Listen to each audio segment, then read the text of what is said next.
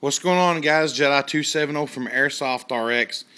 You guys have heard me mention in the past that I was talking about getting these gas blowback M4 parts in, and these are steel for the G&P WOC and the Western Arms system. So the G&P WOC Challenge Kit, these are the steel parts. Now, they're not all here right now.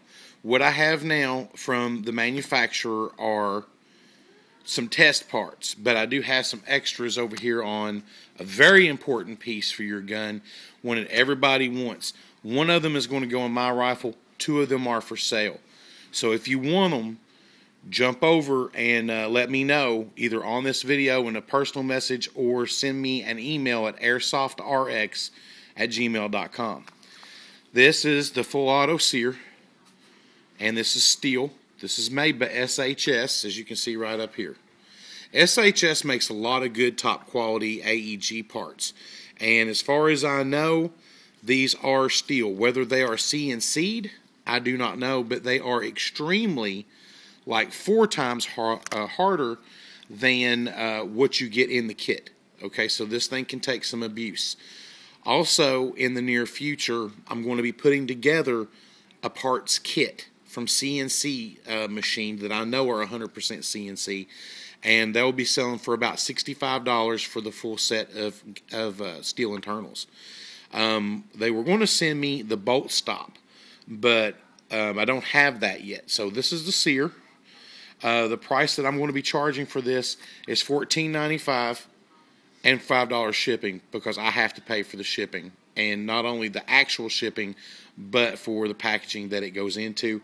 And trust me, you can ask John J. Rambo, you can ask Mike and Quentin. I'm pretty quick about getting these items out. This is the firing pin, and the price on this one is $10.95. Okay, also SHS. And then the buffer lock. This is a very important piece, guys. This, I have to say, this piece and the bolt stop are the two most single important pieces in this gun, because they're taking most of the stress.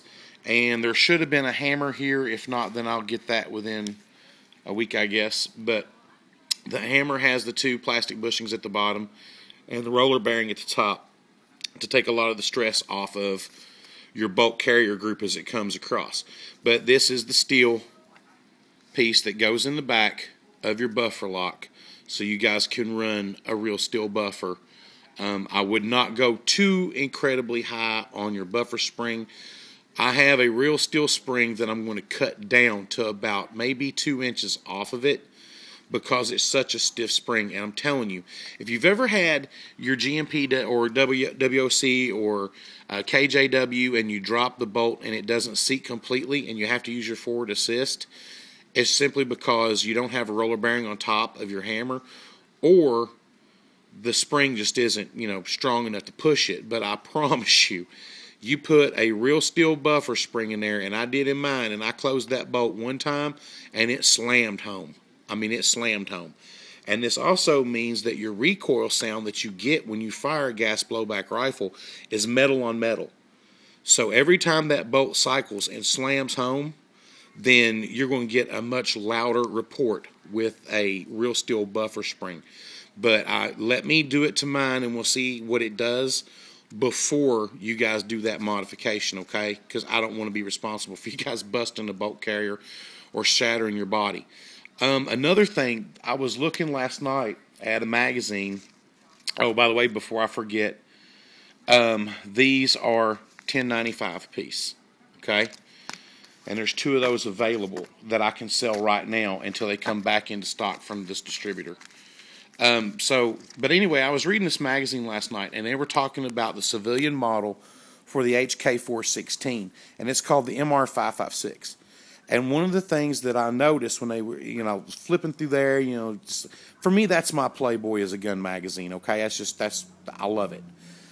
That's my swimsuit edition. So anyway, I'm looking through it, and the front of the bolt, and you know how we got the little star pattern on the front of the bolt, all of those squares in the front HK has started filing those down.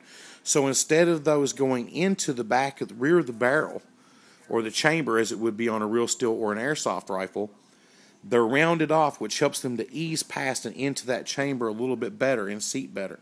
So I may be taking this bolt and doing that and just buffing it down a little bit, rounding off the edges, and see if that helps getting it seated and helps with getting everything into battery. One of the things I love about gas blowbacks, guys, is the realism.